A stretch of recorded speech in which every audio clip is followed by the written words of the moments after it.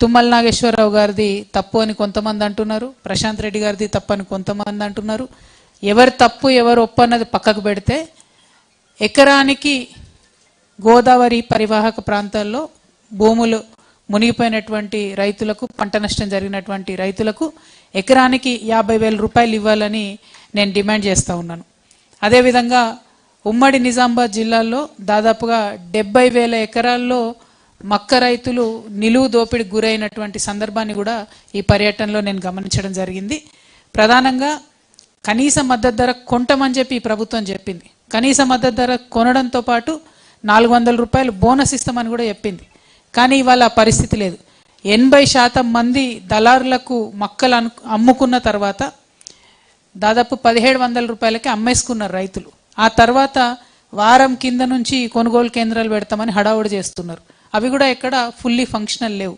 So నేను request చేసేది ఏంటంటే, ఈ ప్రభుత్వాన్ని డిమాండ్ చేసేది ఏంటంటే, మీ అలసత్వం వల్ల, మీరు ఆలస్యం చేయడం వల్ల, మీ పట్టిలేనితనం వల్ల ఒక్కొక్క మక్క రైతుకు 700 రూపాయల నష్టం జరిగింది పర్ క్వింటాల్.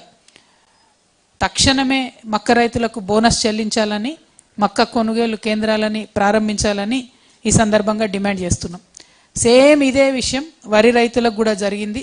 మొత్తం దళారులు కొనేసుకొని వెళ్ళిపోయిన తర్వాత ఇప్పటి వరకు కూడా ప్రభుత్వం మేల్కోకపోవడం చాలా దారుణం. చాలా చోట్ల తడిసి ముద్దైపోయింది ధాన్యం, మొలకలెత్తుతున్నది, బూజు పడుతున్నది. దయచేసి తడిసిన ధాన్యాన్ని కూడా చివరి గింజ కంట కడత లేకుండా కొనాలని కూడా ఈ సందర్భంగా నేను ప్రభుత్వాన్ని డిమాండ్ చేస్తూ ఉన్నాను. అట్లనే మరి పోయిన యాసంగిలో కొన్న వడ్లకు కూడా ఇప్పటి వరకు బోనస్ ఇవ్వనటువంటి పరిస్థితి.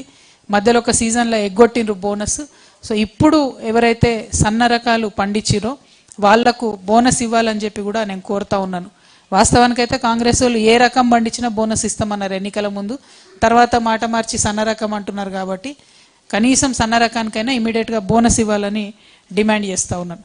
అట్లనే బీడీ కార్మికులకు సంబంధించి మీరు చూస్తున్నారు, ఒక్కొక్కసారి ఒక్కొక్క కంపెనీ ఆడబిడ్డలకు ఇవ్వాల్సినటువంటి జీతంలో డబ్బుల్లో దాదాపు 10 రూపాయలు కోసేస్తున్నటువంటి పరిస్థితి. నిన్న మొన్న ఒక కంపెనీ మీద మన వాళ్ళందరూ పెద్ద ఎత్తున ధర్నా చేసిండ్రు. కానీ అది ఒక్క కంపెనీ కాదు, ప్రతి కంపెనీలో కూడా ఇదే పరిస్థితి ఉన్నది. అంతకుముందు వస్తున్నటువంటి పెన్షన్తోనే కొంత బతుకుతున్నారు తప్పితే ఒక్క 20 రోజులకు ఎక్కువ బీడీలో పనిచేసే పరిస్థితి లేదు.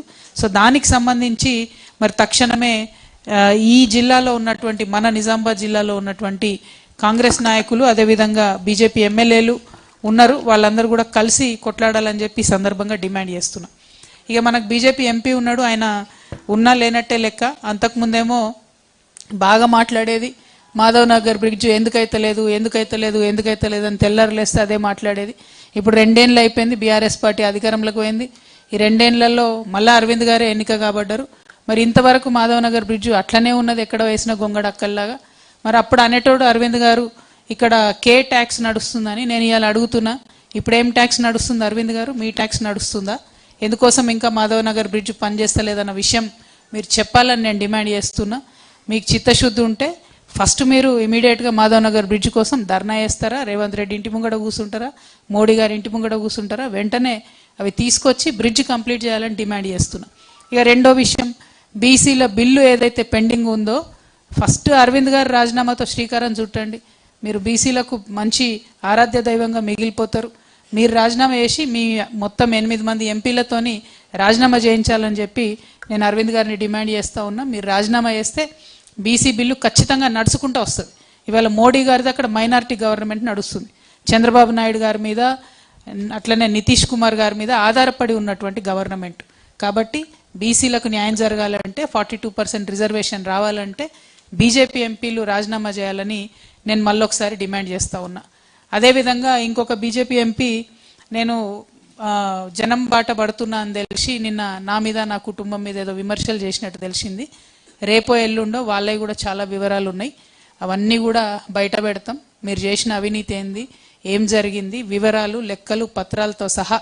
ఎవరైతే ఎంపీ గారు నా మీద, నా కుటుంబం మీద లేనిపోని ఆరోపణలు చేస్తూ ఉన్నారో వారి వివరాలన్నీ కూడా పత్రికాముఖంగా బయట పెడతామని ఈ సందర్భంగా తెలియజేస్తున్నాం. మరి వాళ్ళ అసలు జాగృతి జనం బాట అనే కార్యక్రమం ఎందుకు చేపట్టాల్సి వచ్చింది అనేటటువంటి అంశం గురించి మీకు ఒక 2 నిమిషాలు చెప్పాలి. మనం చూసినాం. ప్రపంచవ్యాప్తంగా అనేక ఉద్యమాలు జరిగినాయి. కానీ విజయవంతం